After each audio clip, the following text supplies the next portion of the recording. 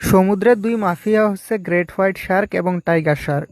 কিন্তু এই great white shark এবং টাইগার শার্কের মধ্যে যদি লড়াই হয় তাহলে কে জিতবে? দেখুন, এই দুটি শার্কই অ্যাপেক্স প্রেডেটর। কিন্তু যেখানে একটা গ্রেট হোয়াইট শার্ক সর্বোচ্চ 20 ফিট লম্বা এবং 2 টন মানে 2000 কেজি পর্যন্ত ভারী হয়, সেখানে একটা টাইগার শার্ক সর্বোচ্চ 14 ফিট লম্বা এবং 650 কেজি পর্যন্ত হয়ে থাকে।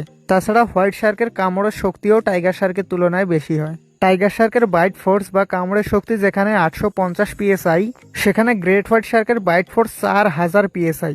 মানে এরা এক কামড়ে একটা মানুষকে 2 টুকরো করে দিতে পারবে।